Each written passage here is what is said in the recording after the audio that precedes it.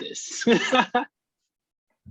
All right, guys. So today I have with me Brad Warwood, and better known as Smooshie. Hello, everybody. So I hit your vault up. Like, I live in, I don't live in the city. He lives in the city. And whenever there's an event that is going on, or if I have to collect keys, I will run into the big city. And the first thing I noticed was that your vaults are pretty, like, you have a set of vaults that are in one spot, but then you have vaults spread around as well. And I appreciate that. I have found that having a few that are easy for me to hit, a few that are easy for other people to hit really helps. And Toronto is already an incredible hunting ground. So trying to be in a few different people's hotspots, very useful. No, straight up. And you know what, even just the information that we got, like, what was it, a few weeks ago, saying that our location is going to be very important in game. I thought that that's pretty cool that you have some really good spots out there. So can you tell us just a little bit about yourself before, we jump into the meat and the potatoes? Absolutely. So I started playing back in February. I lost my job in the travel industry due to COVID. So I threw myself into this. It was snowing. It was basically blizzard weather when I started, and I was loving it. My profile picture in Discord, a lot of people have seen. I am just covered in snow and still smiling. I've competed for the leaderboards many, many times, and that is a grind. Yes. I've collected as many of the QBs as I can. I think I'm number 3 right now on the QB collector leaderboard. And I make videos to try and help people learn this game because it is ever evolving and it is a lot of fun, and I want other people to enjoy it as well. Nice, thank you. I remember, so I started just after you, and I remember watching, visiting your CoinHuntWorld Canada page on Facebook, and then just like seeing you on TikTok and just kind of promoting the game. And I thought that that was like really, really cool because it was the casualness of which you kind of just let us know what you were doing, like the viewer, as well as you just basically were like, this is what I'm doing, and it seemed fun, and you made it seem easy, right? Which for me, when I was starting, like, I think at first when you don't know everything, it's kind of, you think, oh, you feel kind of out of place, I guess, with everything new that you start. But really watching your TikTok and then just going on your Facebook page really, really helped out. So I thought, we were talking and you were saying that you were back at work and that you hadn't, been able to kind of catch up as much with what's going on, because the Discord moves so fast. That is, it's crazy how it's grown. Yeah. For anyone that's listening, there is a CoinHuntWorld there's a CoinHuntWorld Discord that you can join. And in the Discord, there's literally everything. Like, it's the best place to get information direct from the source if you have the time to go through it all. And that's why I think for people who don't have that much time, these podcasts, the TikToks, the fan groups are so useful because there's a ton of content going through that Discord every day. Yes. Yeah. And it's hard, it's hard to decipher. And then if you're new, then you might not catch all the lingo that's happening, where you're right, having podcasts or the Facebook groups. There's a wiki page that lets you know what an HQ is, like a headquarters, or IW, Illusion Weaver, like all these sayings that we have in game, and you catch on pretty good. And a lot of these groups are so they are so helpful. The people are always nice. It doesn't matter if you ask the same question that a million other people ask, they always answer you. So I just thought that maybe we could go over some of the information that has been kind of going through the Discord in the last couple weeks. And I thought it would be great to go over it with you. You're up for That it? sounds fantastic. And thank you very much for having me. All right, you're welcome. Okay, let's do this. All righty. So.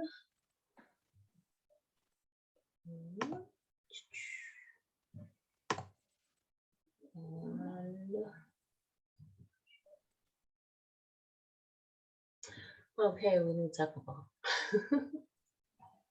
Here we go. Just a minute. This is, you know, this is how stuff goes. Slideshow. All right. Okay. So, so I've been looking at this picture. Where is Brad? I have vanished. I don't know what happened, but the screen share Okay, seems to I have have deleted to, me. yeah, I have to make sure that I have where I could see you. It's okay. I'm IRL incognito mode now.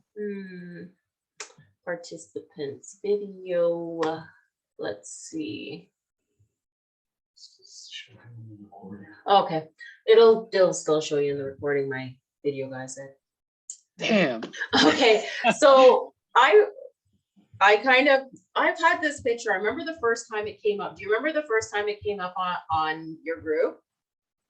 Or yes, I saw it. I laughed. It's fitting for everything that's happening in the Discord. But just today, you pointed out that QB and it blew my mind. Like 2 seconds ago. Can anybody spot what Brad and I are talking about right now? Like we'll give you like a little second to kind of just look around. So the image that I have up is every key matters. And why this is like it's not only just funny, like every time I see this, especially when I'm out hunting and I can't reach a key, I'm like, no, every key matters. I have to get that key, right? But there's also another significance to why every key matters, right? It's the fact that the keys are the ones that allow you to open up your vaults in order to earn your BTC, right? And in a major city like this, where you have a lot of players and a lot of vaults, there are never enough keys out there. Every day, if I hit all of the blue vaults alone, will come home negative on keys, which means I'm not even considering green vaults right now or Toronto's yellow vault. No, I did that one once. I haven't done it again, and I pretty much do the same thing that you do. I just open up the blue vault. So for anyone, if they kind of look to the left, top left, on top of the building, tell them what they see up there that we just discovered, even though we've had this image in our groups for like, I think it's at least 3 or so weeks now. We have up there on the roof the Halloween black cat QB watching over everyone like Batman. It is wonderful. And I never even saw that. That is so crazy, right? All right. I have to give a big shout out to the memes. They are one of my favorite pages. There's so many good ones. And CoinHunt needs that. There's a lot of memeable material and really appreciate them making some. Exactly. Where are we now? Trying to move on to my next slide. All right, there we go. So right here is basically just a spread of the blueprint recipes, and this was created by Billy Barker. So like for me, when I created the CoinHuntWorld fan group, my goal was to try to have everyone kind of work together to help everyone out. Like that's my ultimate goal. And just to shout out as many people who do contribute to helping out within the group as well as everywhere else, right? Because we're all, I feel because the game's still so new, we're all kind of pioneers in building up something that's going to like basically flourish and bloom later on. And this blueprint recipe was outlined by Billy Barker. It has all the blueprints, and you're telling me you've got pretty much all of them? Yes. So for QBs, I am only missing a few. The blueprints, I'm a little further behind. Mm-hmm. Until they release a way to get the ingredients from past events, Yeah. I figure most of the blueprints are a little bit underwhelming, with the exception of ones like the Leprechaun and the Valentine's QB. If you got those early, those were money makers. Those were phenomenal. You could just print infinitely. Bitcoin and Ethereum, they used rarer paints, but it was the same idea. The price was a little underwhelming. People weren't paying exactly what it was worth. It was often better just to sell the paint. Mm-hmm. Yeah, exactly. Okay, so this is very accurate. This game is growing so quickly, has changed so much. Every time you look in the Discord, it's like, wait, there's something new. Wait, there's more keys on the map. What is happening? Yeah. So, a lot of the times, one of the things that I notice when I do check around all the different Facebook CoinHuntWorld groups or everywhere else, one of the, Twitter or what have you, even in the Discord is that people are asking exactly this. Why is this game mysterious in terms of information, the availability of information? And basically, Illusion Weaver, I think, laid it out really well. It fluctuates so much. Like the game is so fast moving. Stuff would get outdated in no time. You got to keep that in mind. Nobody has ever built a platform like this before. We have nothing to guide us. So we are evolving rapidly and constantly, tweaking as a result. Sometimes we need to take a step back for a while. And it gave the example of the UK map shuffle. Do you remember that? Yes, people were disappointed, but their density was insane. They were even more packed than Toronto, and I didn't think that was possible. For keys? Absolutely, they were everywhere. So like Christmas came early for when it was during the UK event? I believe so. Anybody who got in at the start of the UK release had just such a great head start between keys being super abundant and resin trees, which we didn't have here in North America. Yes, a lot of jealous people for that one. I know. We still haven't experienced that yet. So then he goes on to say, so they had to. Sometimes you have to make 2 steps forward. This is the way. This is the way we develop. Meaning, CoinHuntWorld. I don't think the typical game dev approach, i.e., develop for 3 years in stealth and launch a finished product, is the right call for this type of real world anchored crypto metaverse we are building. Like that was a tongue twister. So then it goes on to say, which I'm going to ask you, ask any hunter who has been hunting for a while, for like over the past year or so, how much change they've seen within the game since they started playing CoinHuntWorld. Oh my goodness. I make TikTok videos. Most of the time it's a screen recording if it's not me just talking to the camera and telling them my experiences. And a lot of my early videos focused on the HQ because I remember when I started, there's no tutorial for it. You get out there, you start gathering crypto, you don't realize that there's anything else. Mm-hmm. And I burned my first green keys trying to open green vaults. I don't even want to talk about how many keys I wasted attempting it. But seeing those old videos and how few options there are in the HQ, compared to now. I feel like if we look back even at this video in 3 months, 6 months, it's no longer going to be one page for all of your HQ options. You're going to have to scroll down for all of the things it's going to be able to do. Yeah, exactly. And I also find too that within the game and the changes that happen, one thing that I've learned since I've started is that sometimes change is hard for, you know, when they implement a change, it's hard for people to realize what's happening until it actually has come to fruition.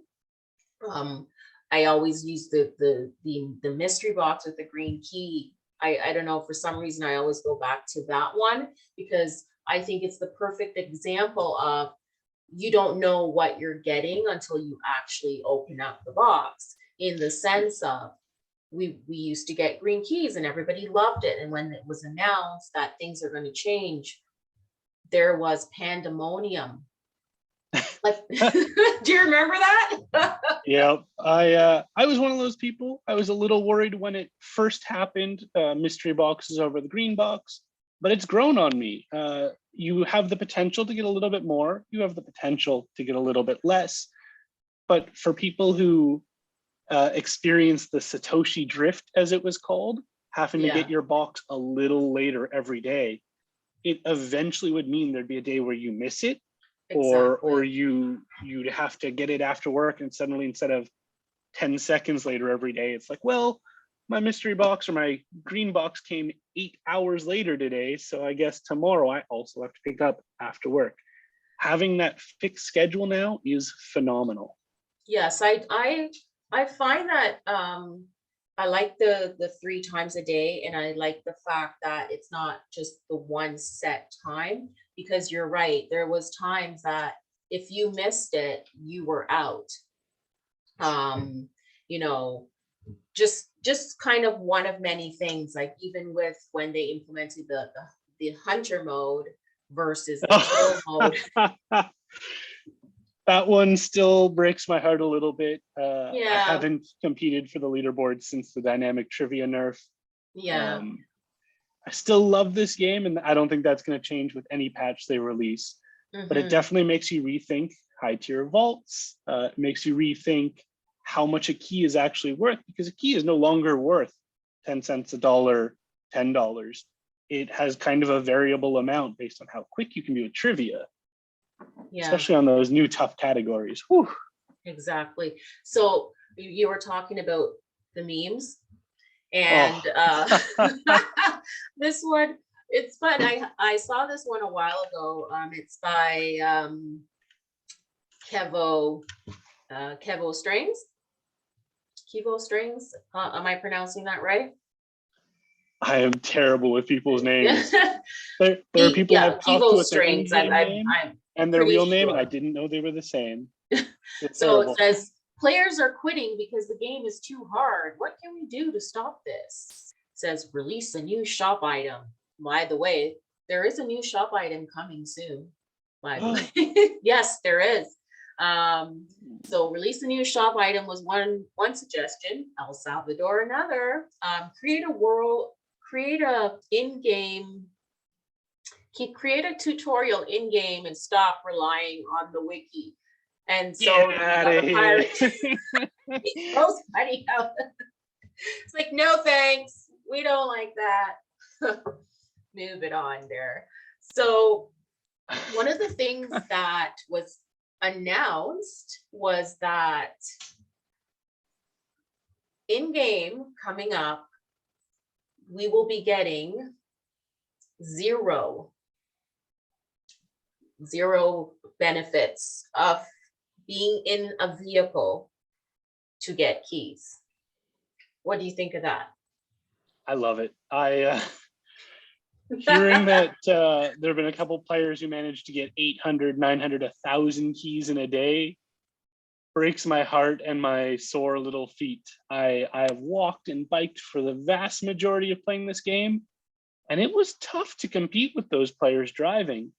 And I also think if you're driving, you're not experiencing it the way the devs intended it to be. They want you to exercise. They want you to explore your neighborhood. I think Illusion Weaver said it well. We don't want you driving like a zombie down the road and just grabbing. We want you to explore and see what's out there. Yeah. Well, as you know, but I think also too, a lot of people were confused when he said it. So it basically says if you hate walking, cycling, skateboarding, unicycling, longboarding, the mystery boxes will drop more keys, so everyone will have a base key income a day without leaving home. So he wasn't, a lot of people took it as that they wouldn't be getting keys unless they were out walking. I had to explain, and then even a lot of other people too, when people on the Facebook page were asking to explain to them that no, that's not what he's saying. He's saying essentially we're all going to be getting a set amount of keys, and then on top of that, so in the future, key rewards will come from mystery boxes and daily quests. So, Yeah. right. I remember the last Hunter's Lodge, he brought this up. I'm not sure if it was Illusion Weaver or Cuckoo Puffs that brought this up. And there was like a lot of boos to that. And I'm speculating probably because, like you said earlier, there's a lot of people that invest a lot of time in going out and hunting for keys, and maybe they feel a certain way about that. But I also, during the Hunter's Lodge, I actually had said, I think that's if it was to happen, because they had just talked about it, if it was to happen, I thought it would be a great thing. One of the reasons being is that the way that I see the game is like, we're supposed to be out, we're supposed to be exploring your world, like you said, but also too, you're out, if you're out in your car and you're spending XYZ amount of time, that's also, you're wasting gas, the money for that, like all those other things. So I didn't look at it as a bad thing myself. So essentially, I think it's a pretty good thing. And right here it says, my thing is epics if you're a smaller city with fewer players and 8-hour wait periods to spawn. So this person in Discord is basically asking about how that would work for, say, an event like the ones that we saw with the Halloween event and the elemental invasion, right? And Illusion Weaver is just basically saying it means that you're going to be in a city and you're going to end up spending hours walking to get an epic cauldron to spawn, or you're in a rural area and you spend hours driving to the closest epic cauldron somebody else has spawned. Both cases, you have to invest an epic amount of effort to get an epic reward. I can confirm that those cauldrons did in fact take an epic amount of effort. I worked an 8-hour day. I would walk 20 kilometers a day after work. And most days, I think like 5 of the 6 that I was doing after work walks, I would get it after the 15-kilometer mark. So I've already been walking for at least 3 hours trying to get one.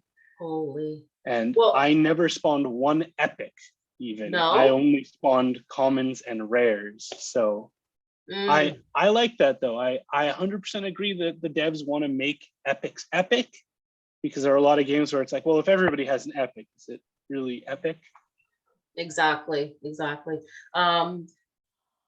One of the other things too is that in the Discord, there are local Discords, and I fully took advantage of the local Discords because I was able to go on to, say, the Discord that you run, the local one, the GTA Discord, coming into the city, and during the event, I was able to see, this person, oh, I spawned this, I spawned that. Like we all kind of helped each other out to say, this is spawn at this time, or maybe I saw an epic, but I didn't spawn it. I don't know how long it's going to stay there. Yes. But just really, really helpful. I like to promote, like on the Coin Hunt World fan group, that if anyone is interested in creating their own local Discord, there is a template that was created that I have up there, more than welcome to use. But it's just amazing how everybody kind of just helps each other, I guess, during these events. Those local Discords were absolutely key. The only two epic cauldrons that I actually managed to hit during the event, not spawn, just hit, were because of that Discord and because of people saying, hey, this is here, this is there. And most of the people had a time, an intersection, and the common rare epic, which was phenomenal because you knew right away, is it worth going to this? Do I have time to get to this? I don't think it could have been done any other way nearly as effectively. Yeah, no, I really like the way that they actually thought about that. I really enjoy that. Okay. I also want to touch on that daily quest rewards real quick. Okay, I think yeah. that's going to be a beautiful thing. I am so excited. The cauldrons kind of did it. The monoliths for the elemental invasion kind of did it. But it'll make you go out of your way. It'll make you take maybe not the most optimal route, but a route that gets you to see more of your neighborhood, that gets you to try new things, that gets you to go new places. And that was a lot of the magic when I started this game, exploring and seeing street art that I didn't know was in my own neighborhood, finding stores and cool businesses. And I really think daily quest rewards are going to bring a lot to this game. Maybe that's one of the reasons too for the Twitter box, just to kind of see all the different things that are out there that may be linked to, who knows, these daily quest rewards. You never know. A lot of people were upset when the Twitter box keys got taken away, but I think, especially in hindsight, I was disappointed, of course, to lose out on free keys when it happened, but the quality of the photos you see on Twitter are infinitely better now. It's not just spam of my handlebars or my shoes anymore. I'm seeing more people posting businesses and fountains and artwork and street art. And that's what I want to see on Twitter advertising this game, not everybody's handlebars 30 posts in a row. Yeah, no, you're right. I have seen an improvement in quality of what type of images people are putting up there. Okay, so we are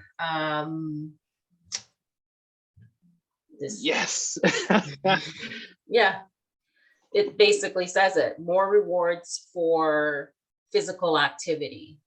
Good. So more people walking, more people biking. That's how this game was intended to be played, and now actually having rewards for it will motivate more people to play it the way it's intended to be. And there are other games that are out there, but really to go out and play Coin Hunt World with the amount of crypto that we can collect, I laugh all the time. People are out there paying for gym memberships. They could just be playing Coin Hunt with us and get paid. I lost a lot of weight in March when I was competing for the leaderboards. And I got paid very well for it. Thank you, CoinHuntWorld. Exactly. Okay, so here we go. So 1st of December event. There will be an experimental and discovery part. It will have people search for location. So here, Cuckoo Puffs is saying you may still want to save up a whole bunch of keys for the first event in December.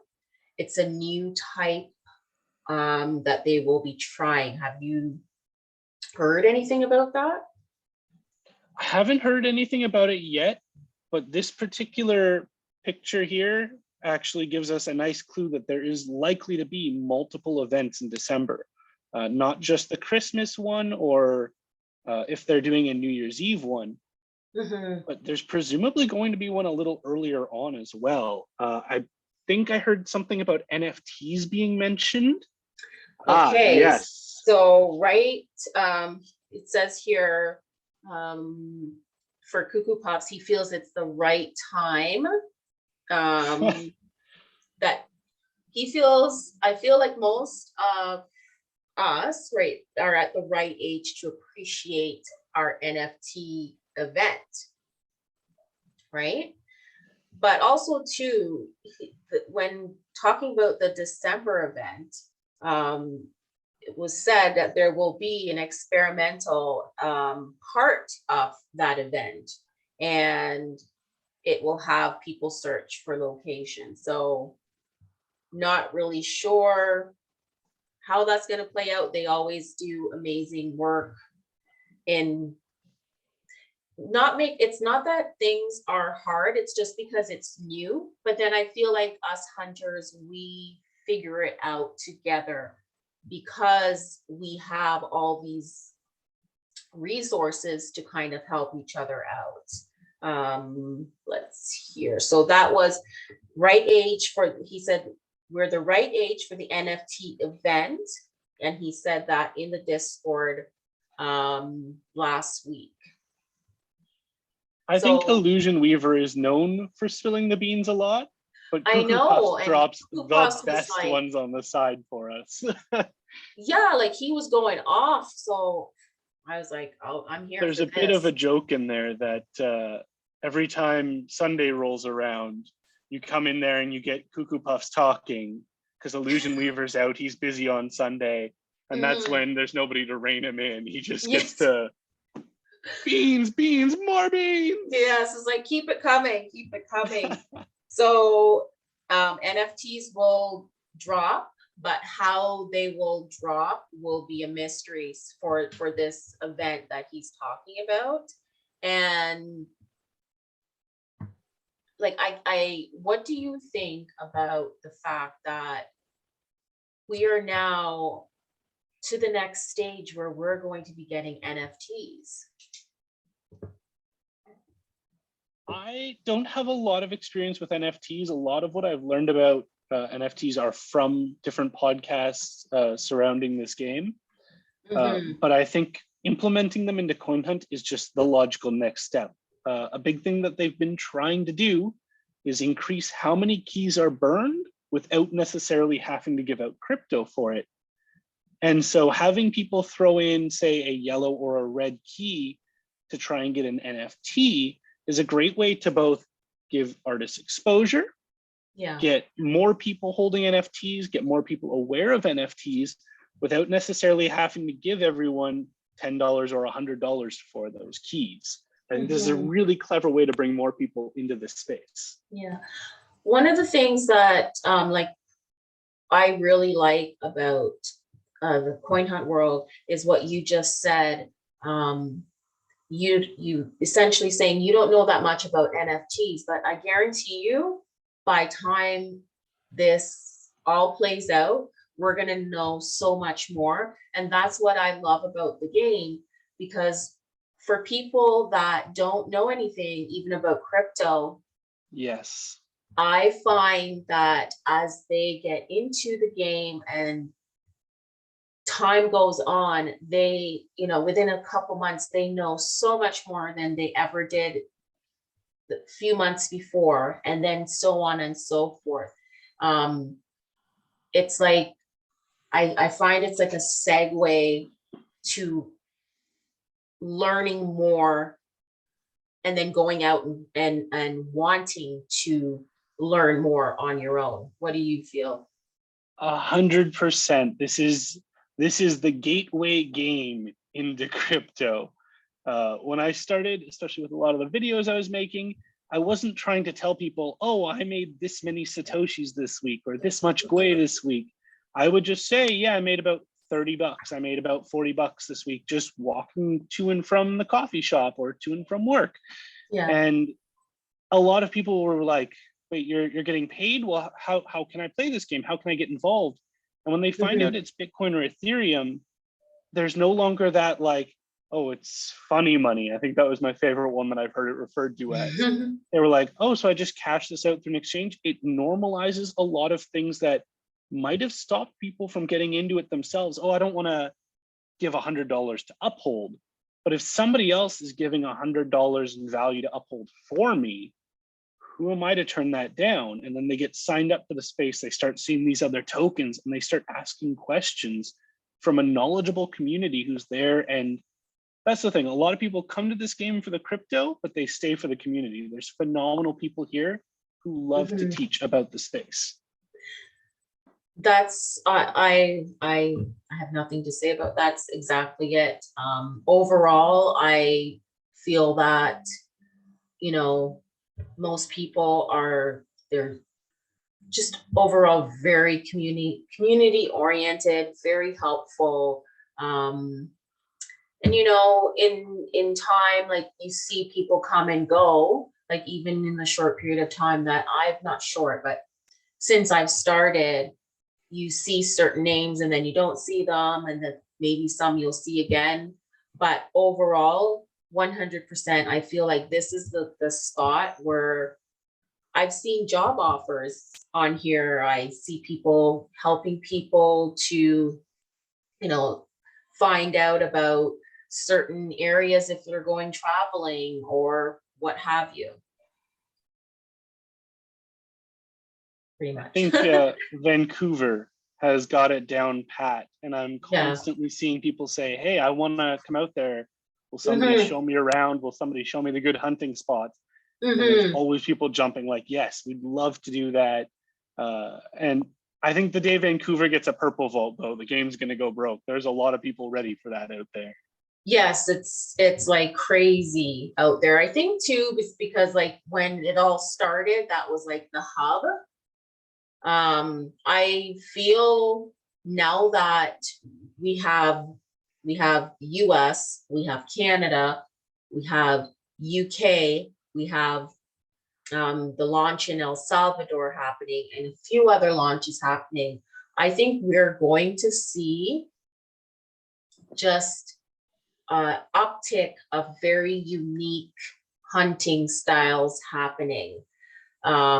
So what may have worked in the past for some hunters to gain, like you said, when it comes to leaderboard, being up on the leaderboard, it may not necessarily be working in the future for them, especially now that we're going to be having just so much changes with the walking and all those other things. So you never know, right? Like the more this game explodes, the more people, like even for where we are, I don't think we've tapped into, like, I don't even know how many percent of people actually play.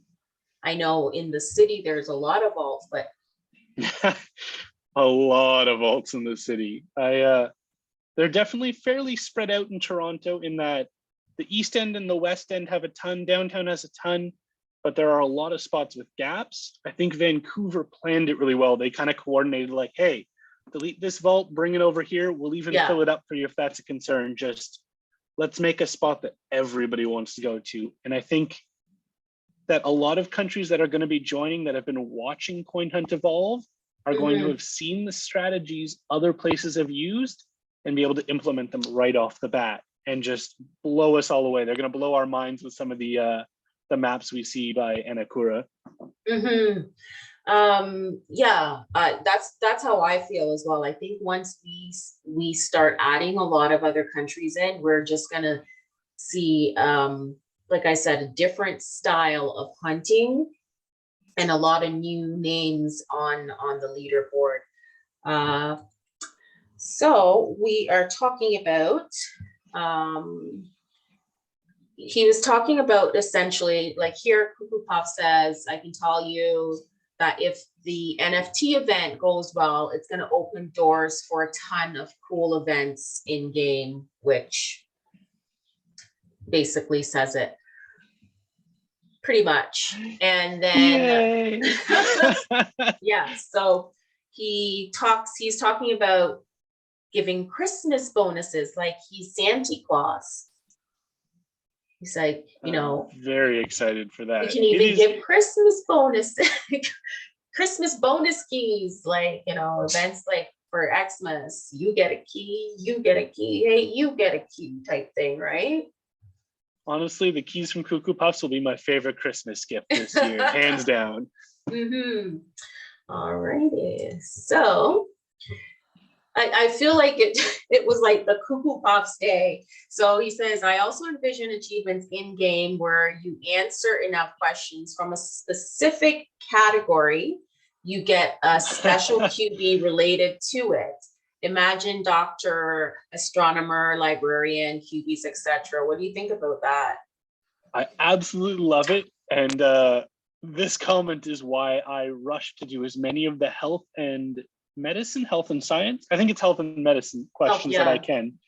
I also tried the automotive thinking maybe there'd be like a mechanic QB, but I realized I know nothing about cars. You better learn, because what if happy hour, that's the category. I'm gonna try it. I want that paint. I need that paint, and I still believe paint is undervalued for what it will be in the future. So I will learn about cars. The health and medicine category, though, if you haven't tried it, it is phenomenal. There are a lot of really cool ones asking about symptoms like what does this person likely have? And most of them, if you take a couple seconds to read it and you're not trying to rush for a perfect, you can kind of deduce which ones are obviously not it and which one it most likely is. I don't think I've gotten one wrong while I was walking and actually reading the questions. Maybe while I'm trying to bike and maybe it's that one. But avoiding cars is probably a little more important in that case. Exactly. I always joke around, like I was joking today and yesterday, I'm like, with all these new categories, like one of my favorite is the health and medicine, one of the new ones. So by the time I'm done this, I could be a doctor in the metaverse. That would be awesome. Right? Because I'm doing really well. Super cool way to release these QBs rather than just have them be bought or just have them be blueprints from vaults. Having these special QBs that make people step outside their comfort zone instead of picking the same 3 or 4 categories every time. People are gonna be like, I want this QB. I'm gonna learn something new so I can go get this QB. Yes. Yeah. The devs are very smart. I think they have some phenomenal ideas for this game and a great direction. Exactly. So here, I don't know what is going on here. So I pulled up the map. We were talking about Anacora's map, and I just feel like the importance of just all the contributions that different people have made to the improvement of CoinHuntWorld. In the CoinHuntWorld Facebook fan group, this person posted, being new, I didn't find the map, so Anakura's map, quickly. I love using it and always love finding nice hot spots like this near my home. All these are placed in a mall parking lot, so it is easy to visit them daily if any hunters are, goes on about that. But it's why I chose to kind of talk about this is that I think as you go on in the game and the longer that you're in game, sometimes, people forget that people just starting out, even though we may know everything, and say for posting information about the map, like maybe someone's like, oh, well, you've already posted that how many times and it's in the announcements. I like to pull things from that are relevant from long time ago and make sure I place it back again for people just starting out. What do you think about that? I 100% agree. Similar thing in the fan group that I started. I have in the announcements tutorial videos for just about everything that you might need to know. But a lot of people don't look at the announcements. A lot of people aren't looking for these tutorials or don't know they exist. And you want as many people as you can to have a great experience with this game and to stay. And a big part of that is making it accessible, making sure people realize that they're not alone in this, that there are resources to help them, there are people willing to help them, especially if they're entering, for example, the crypto space for the first time. There's a safety post that I must have shared once a month since I started this group almost a year ago now. And it's, nobody's going to double your Bitcoin. Do not send it to Mr. Musk. Don't share your password with anybody. The devs and mods will never ask for your email password or anything. And just sharing both the safety posts, the wiki, one of my absolute favorite resources, the podcasts, making sure that people know, because it's, I might know it, you might know it, but there's players joining these groups every day that don't know it yet. And there's so much info, there's so many things changing, giving them access to it, giving them easy access. I learn things from some of these old posts that people repost sometimes just because there's so much happening. So what do you think the importance of the map is in game to like for someone who hasn't used it before? So I think in a big city, which is where I'm used to hunting, it's very obvious when you open the game, there's a lot around you, especially if you live anywhere near a major street, anywhere near stores. But for anybody who lives either on the edges of the city in a more residential neighborhood or in a more rural community, if you open the game the first time and you don't really see anything around you, it can be a little discouraging. Having this map, having it populated especially, and being able to say, okay, well, maybe there's not a lot around my house, but when I go to school, if I open this app again, or if when I go to work, I open this app again, and you see that suddenly there's a lot of vaults, that might be just enough to push somebody over the edge, to keep them in the game, to keep them playing, or in some cases to show them, okay, there's a little bit around me, but if I go this way, wow, what an incredible hunting ground. I think the hardest part is that it's player populated, and a lot of players don't take the time to add vaults to there. So anybody who listens to this, go add your normal hunting route to it. A lot of us who do the same route all the time probably already have it memorized. Take 5 minutes and drop 30, 40 vaults on there, 30, 40 keys on there. So all these new people go, hey, I'm going to go hit this guy's vault and give him some keys back and get me some crypto. Yeah. Especially when you are from a smaller area, like you said, when we were talking even about the fact that upcoming in game, we will get keys in the mystery box. When you're in a smaller area, like myself, I have to go all over. Walking is not feasible for me to try to get all the keys that are in my area, because one might be uptown or down at the marsh or wherever, where even though I have created circuits with other people, there just isn't enough keys around. It's not like somewhere, one popular area that I like to go in the city where it's literally vault key, maybe vault, key. It's not like that here. I might have a key and then it's 5 minutes or 10 minutes before I get another one. So the map, especially if people can drop their points, will definitely help other people out, especially as the game grows. Definitely. All right. So this was a great one. Yes, another one by Kevo Strings. And what kind of hunter are you? I started out the crypto crowd 100%. I came into this game thinking, I don't care about QBs. I don't care. I want to make as much as I can. And when I was competing, I did really good on that. Over time, I've grown into the QB collector. I've already mentioned I have almost all of them, and the ones that I don't have are just very, very hard to come by. I am jealous of all the key bearers out there, though. I never have enough keys in my inventory. Purple vaults are a pipe dream to me. I can't imagine having that many keys. I would spend them before I got halfway there. It's Well, too many cool. you opened a couple of vaults last I have event. opened 3 or 4 red vaults now. Yeah. Phenomenal feeling opening a red vault, especially when you get it right. It's a little heartbreaking when you get it wrong, but you redeemed yourself. I even love sharing those. But a purple vault, oh my God. I know. Unfathomable. Honestly, I'm not gonna lie, I don't have the keys for it, but it was a bit of a thought process for me. El Salvador has a purple vault right now.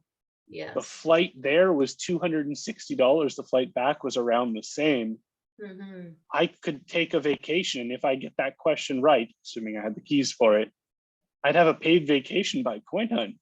That's pretty good motivation right there. Pretty exactly. So wait, what kind of hunter are you? Where are we here?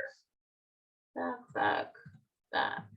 So when I first started, I was like the crypto crowd. I just wanted like open vaults. I was like, I remember my first week, I actually came in with the Doge event. I was like, Good oh, timing. these cute little doggies and all this stuff, right?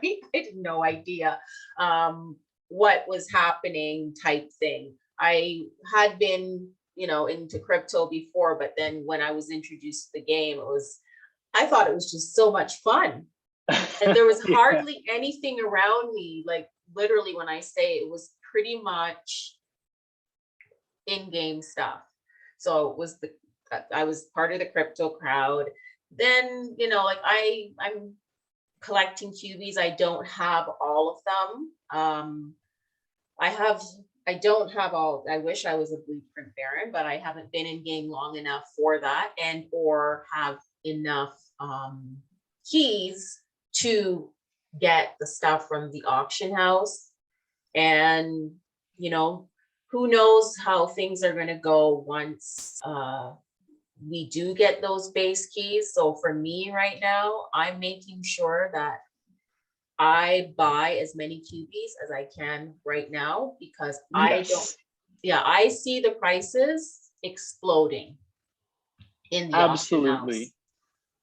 I've managed to get almost every blueprint that I could hunt, but I haven't tried buying them from the auction house. They're very expensive. QBs, I think if there's one that I'm missing, I try and pick up because a lot of them are selling for very reasonable amounts of keys right now or very on the low side. As soon as they have a purpose in game and they can be running buildings like Illusion Weaver has hinted at, these QBs are going to be so in demand, especially the more rare ones and the epic ones. Oh my God. Just thinking about all of the potential for what they could do is phenomenal. Well, I think definitely, I remember talks about we have to make sure we have a variety, as many QBs, different QBs as possible. One thing that I noticed, which is kind of a tip, I don't know if you've noticed this, but I find that during talk of an event or during an event, prices kind of go down a little bit. Yes. And that's the time that I try to pick things up. Because when there's like a lull, it almost seems like there's an uptick in the prices of things. Absolutely. That's something I've been trying to spend a lot of my time doing now that I don't have as much time to hunt. I don't have as many keys as I'd like. I spend a lot more time in the auction house watching for those good deals, watching for when it's super expensive. One thing that I've noticed, there's a bit of a window for events. If you manage to get a blueprint or a QB really quickly into that shop, the Black Cat is a great example.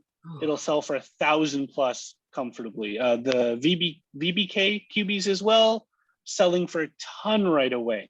And then the market floods. I was actually watching how you kind of approach that. and I took your style, because I noticed during the events that you try to get things up as quick as possible.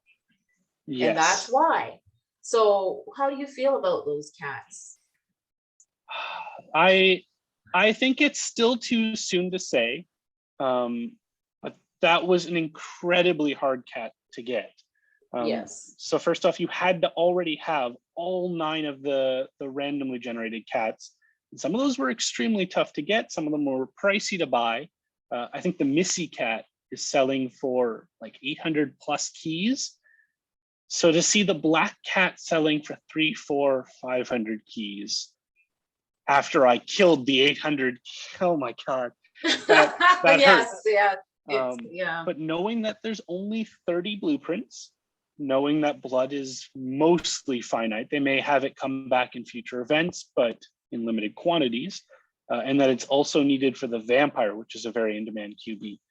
I think once the people that are selling them cheap run out, and once these cats have a purpose, we're going to see the value of them climb back up again to easily 800, probably 1,000 plus. I think there actually has been a hint that they will be coming back. I don't want to say specific, like I'm pretty sure I saw somewhere in the Discord, just to keep an eye out, that they're not done with them yet. Absolutely. And I have been printing. I have 8 of the 9 cats once again, and I have multiple copies of most of them. Actually, probably 3 or 4 copies of almost every one of them at least. So except the Missy, it's elusive. Did you get the Missy cat or no? I got it the first time around within my first 30 or 40 prints. Oh, well, I have not managed to get a second. Nice. The amount of yellow paint that I have gone through, my goodness, the auction house does not have enough for my needs.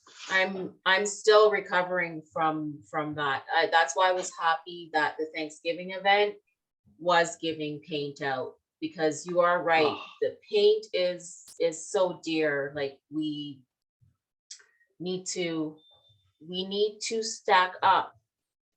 Whoever's listening. Thanksgiving, oh my goodness, that was such a wonderful gift from the devs. I've seen it suggested as a happy hour option before, like, all categories give 100 instead of 25.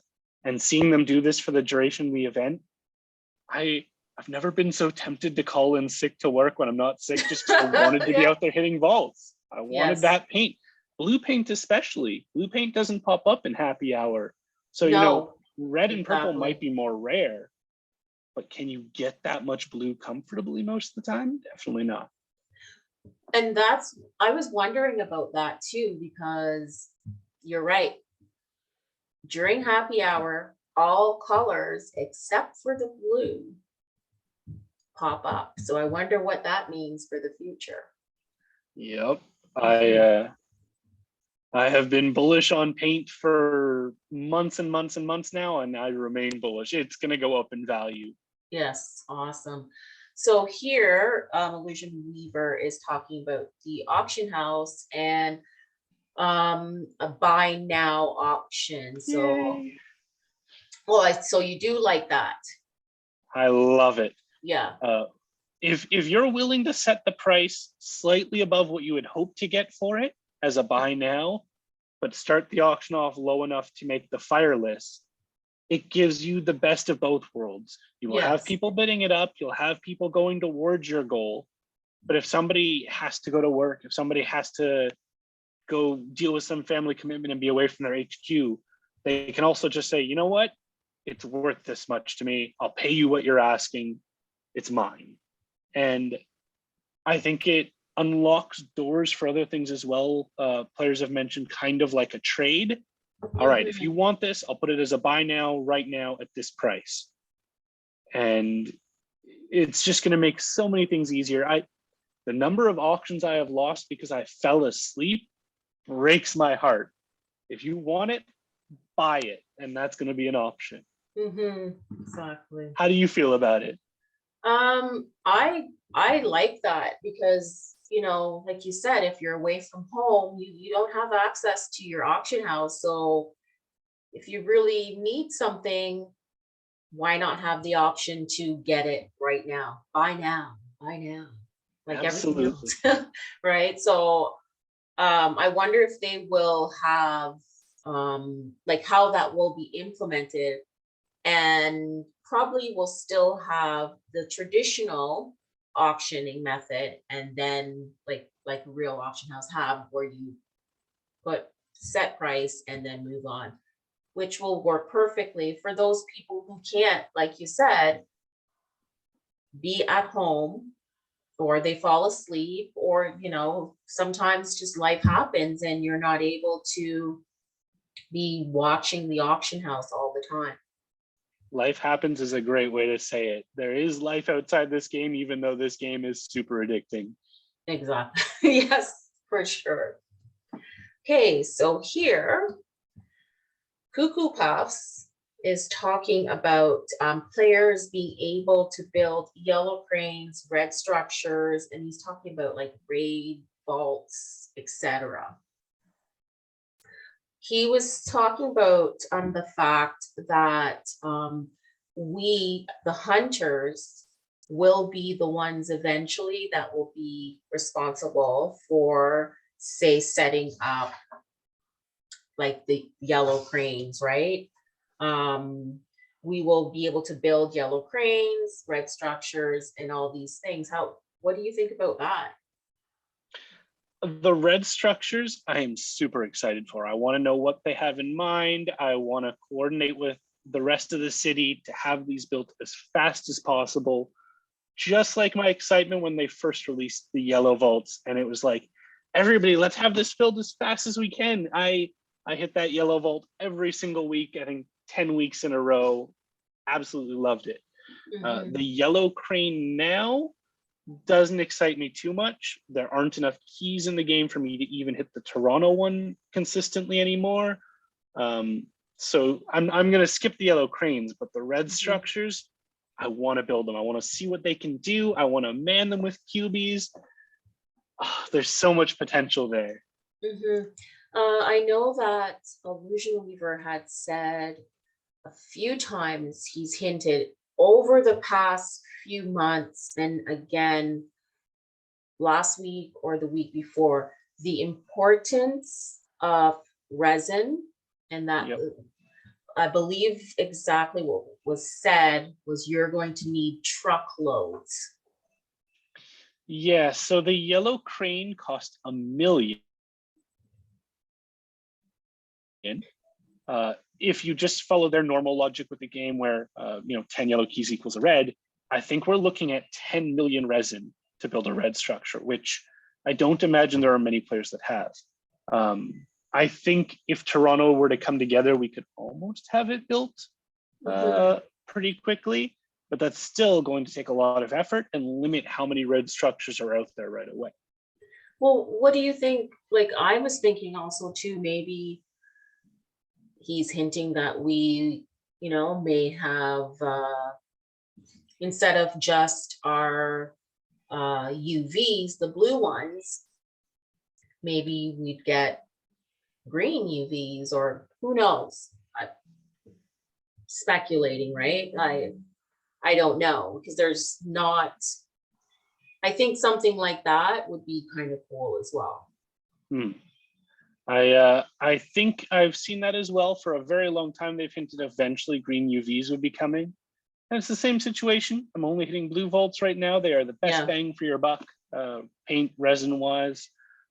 But I think if you were to set up a hot spot where there's, 4 or 5 green vaults very close together, you'd attract those crypto hunters in there that want the money. It's like, I've got the keys for it. This is a sweet spot. And then you start getting green keys back instead of blue keys. That is a very cool thing.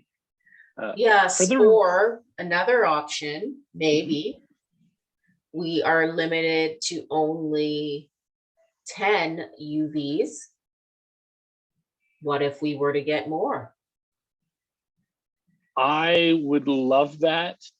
I don't know that they'll do that for us, though. No. I swear I saw something about 10 UVs being basically a gift for the early adopters. Yes, you're right. Future players are going to have to work even harder to get like 5 of them up. So No, I I do remember that. I wonder if the green vaults, potentially if we can create green user vaults, will take just one of our user vault spaces, or perhaps it takes 2 or something. And then again, it becomes, is it worth making it green if it takes 2 slots? If it only takes 1, absolutely. Even if I'm not hitting it, getting green keys back from people would be phenomenal. Yeah. Yes, I do recall that now that you mention it, seeing in the Discord that they were saying that us that started early on, that we were lucky enough to have the 10, because moving forward there may not be 10 UVs that people start out with. It might be whatever the number was exactly. So they're just talking in the Discord about themed events. Yay. And says we're super off topic.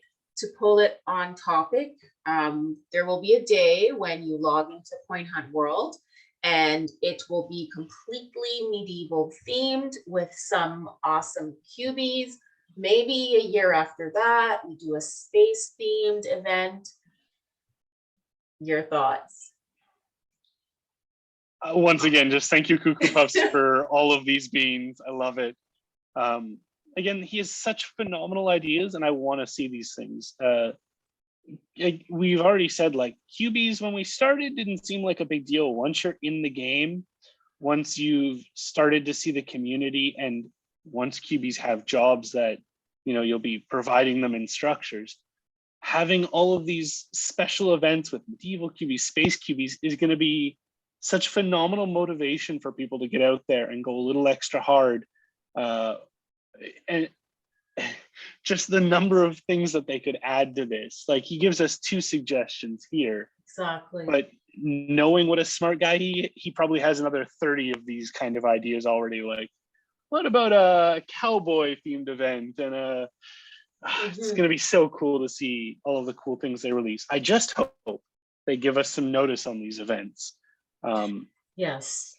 People have mentioned, like, the Purple Vault's trying to travel for one. It's very hard if you only get a couple days notice to plan a trip, to plan time off work, off family. Same kind of thing applies to hunting for these events. If you only find out about it the night before it happens, or in game when you open the app, maybe half the event is already over before you've noticed. That would break my heart if I miss out on a cool QB.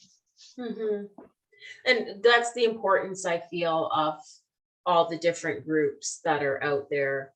I don't think, there's times that there's lull, like right now there's the lull between events that we're still all recovering from all of the beans he dropped. Oh, exactly. But just so, like you said, people aren't missing out on events, keeping them updated, and also helping all the new players that are in game. And not just the new players, like there's lots of times that I myself am learning something new as well from somebody maybe who has even started, a few weeks before me. They learned something, and then we're all kind of teaching each other different things. I'm super excited to have themed events, because in a way, the QBs that we've been getting in games, some of them are kind of, it has been along those lines in a way, right? Like thinking about like the Halloween event for one, with the chill QB and all those things. Like who knows what all of that is going to be brought into and how it's going to look. No one knows. I love seeing the designs and the animations that they have on some of these QBs is just phenomenal. The Thanksgiving QB that they just released, little different than last year's turkey, but the dance that it does, the animation, I hadn't even noticed that until I saw it shared. It was either in the group or on the Twitter. It was beautiful. I have that cube and I still managed to miss it. I saw that. Same here. I saw that on the CoinHuntWorld wiki Twitter page, and you're right. The little hat off, little dance around there. Just amazing, pretty much, right? Like you said, last year's turkey lurkey just looked. It looked just like, like a turkey walking around. Yep. Where The he got animation for that upgraded. one, super fun too, though. Watching him Mind go in you- the oven, oh my gosh. Yeah, mind you, that one is hard to come by. It's one of the few I'm missing because there are so few out there, and when they are available for sale, they're usually far more keys than I have available to me. Very expensive indeed. So here, Illusion Weaver is saying, talking about tipping, right? And this person is just saying, would you ever consider adding a bot for players to tip other players? And he said, QBot should eventually be able to do that, tip other players with keys. And I know when I'm out, like even just my own thoughts, I've thought about like that would be such a great idea. What do you think about that? Absolutely. Reddit already allows tipping with Satoshis. Twitter has started doing it. I want to see CoinHunt doing this. Motivate players to give quality answers. Not that we really need extra motivation because it's already such a great community. There's so many people willing to do it, but to reward those players who are constantly helping all of the new people get going, reward the people who are, I hop in there myself, even after a year of playing almost, with questions like, wait a minute, what's going on with this? What's happening here? And the community gives me such incredible answers. I would happily throw them a key, just like, hey, you just made my life a lot easier. Thank you for that. One right away that I can think of is the CoinHuntWorld wiki. Just a bountiful amount of information, and great if you guys, are thinking about tipping, visit the CoinHuntWorld wiki, and there is a tipping section there that you can tip, because I know that I use it a lot. I suggest that new players go and kind of check things out there. I get information off of there as well as the Discord, but 100%, I'm totally for the, to tip players. I love that idea. All right, so there was some talk about a convention. And here, basically it says, when are we going to have the first CoinHuntWorld convention? Vegas is a good convention city. And Cuckoo Puffs replies, yes, going to have one there, CoinHuntWorld Fest 2022, who knows? And, Marvin's house basically responded back by saying that would be so cool. That would be super cool. Could you imagine? I cannot even fathom how great it would feel to be sitting at the convention and then, at the bar afterwards, just surrounded by people who love this game as much as I do, people telling stories, sharing all of this stuff, but in person. I look forward to my coin hunt experiences, whether it's the game, the community, the Discord, the fan groups, the podcast, every day already. Being able to go there and experience that with thousands of people rather than just a couple at a time, experiencing it in person with people rather than just through a screen. I also imagine that if there's a CoinHuntWorld Fest, they will set up some super cool hunting ground around it. So there will be crazy group hunts. It'll be like the excitement of when Pokemon Go first came out, where you see hundreds of people running through the street together, like, we got to get to the vault before it disappears. Exactly. Plus, I think it's we, like you said, we're used to seeing each other or talking with each other over the Discord, over Facebook, all these different avenues, getting in touch on Twitter, hearing each other on the podcast, but to actually see sometimes the people that with their names, right? Like we have our names. I wonder, would people want to put their real name or their in-game name on that tag? Exactly. And would they be recognized if they put their real name? You'd have to put your in-game name and then put your I'm Brad just new. Smooshie. No, nobody call me Brad. I'm Smooshie this week. I am in character. Exactly. Oh. Okay. Uphold. Well, we're just going to cover a couple of new things that like this was. So this today is the 28th today? 27. 27th. Where have I been? So Saturday, 27th, 2021. This news came out last week for Uphold. And, if anyone hasn't heard of it yet, there was a couple of people that didn't get, even though it was posted in the Discord and on various Facebook pages, they didn't get the information. So they were a little upset when they were expecting their money to come out on Uphold Day and it didn't. So some changes happened. Now there's a minimum balance of $10 per token.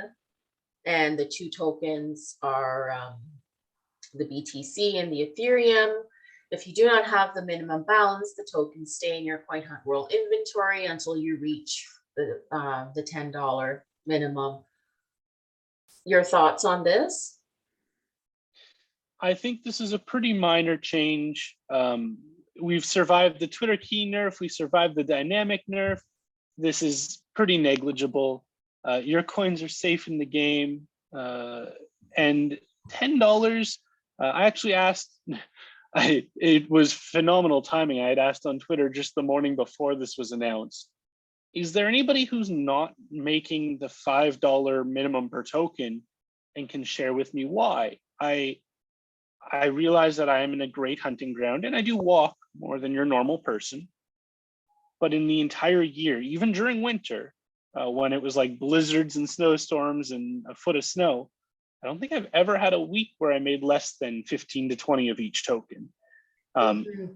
So for a $5 minimum, that was absolutely unfathomable for me to say, like, you didn't get your deposit, you didn't have enough. $10, I think that's a little bit more challenging for people without a lot of vaults around them or a lot of free time to play the game. But if you get your deposit just 1 week later or 2 weeks later, then that's going to make a big difference. And it will likely save a lot on fees for the developers if they're paying any kind of fee to get it from the game to Uphold. And Uphold already has pretty big fees.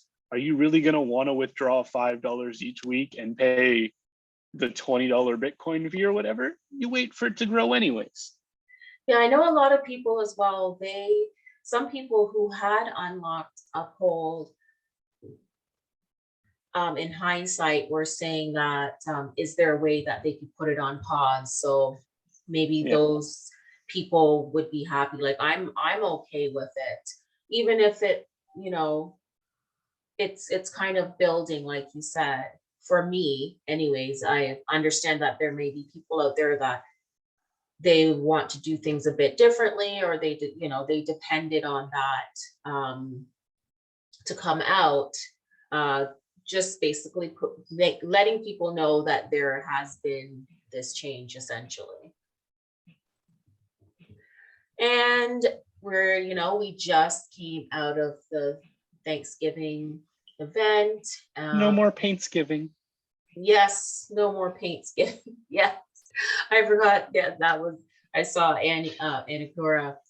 That was the first time I saw it was his Twitter, and he said Paintsgiving. I'm like, yes, right. Everything's got to have a code name. But Just the times, you know, I think so we ended yesterday, ET time, and a couple of the timing would be today. So the Thanksgiving event is getting wrapped up, just to let everyone know. And Woo!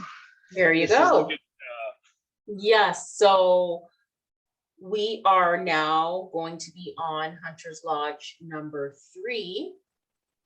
And just Hunter's Lodge, join CoinHuntWorld on Monday, November 29th, and list the times there. And we will make sure that our groups and the other groups as well around, let them know that this is happening. Like I really love the idea that everyone knows what's happening.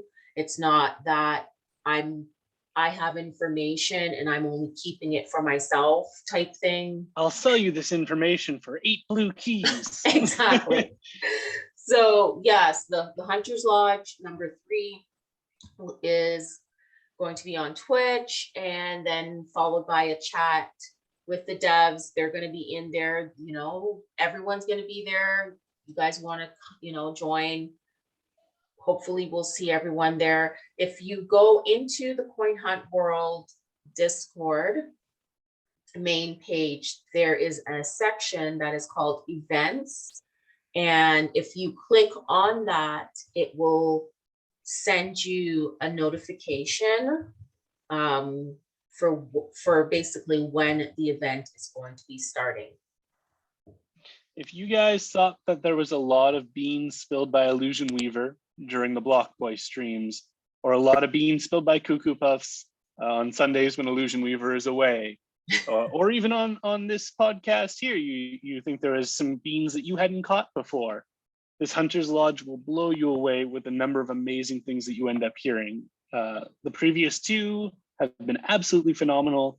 They really give you an idea that the devs have a direction they want to take this game, and they kind of let you explore their mind a little bit with it. And I have no doubt whatsoever that Hunter's Lodge 3 is going to be equally phenomenal. Mm-hmm. And just like you said, the devs are there. One of the things that I love about the Discord and the Hunter's Lodge is that they have boots on the ground. They're involved. They talk with the hunters, just like everyday normal thing. And you know, who knows in another however many years how that's going to look. So come on in and definitely join us at the Hunter's Lodge. And we're just, you know, I want to say welcome to El Salvador Hunters. They are our newest part of our newest CoinHuntWorld family. And just today, I'm not sure if you heard, but they did solve the floating vault. Yes, congratulations to the El Salvador hunters who managed to get in on that. Super cool blueprint and a little bit of crypto there. Very nice. And I thought that was like really cool as well, because there was a lot of talk that there wasn't really that many keys for them, which today in the Discord, and there is an El Salvador Discord, just like there is a USA, there is a Canada, a UK, there is an El Salvador Discord as well, channel, El Salvador channel in the CoinHuntWorld Discord. Illusion Weaver said that coming up, the key situation will be improved in El Salvador. Excellent. That, in my mind, means it'll be a little easier for people to unlock the auction house and start selling some of those super highly desired either QBs themselves or the blueprints for those who don't want to keep the blueprint. If the UK QB is anything to go by, these El Salvador hunters are going to be rolling in keys once they start selling these to us. People are going to pay top dollars to get their hands on that super cool QB. You hear that, guys?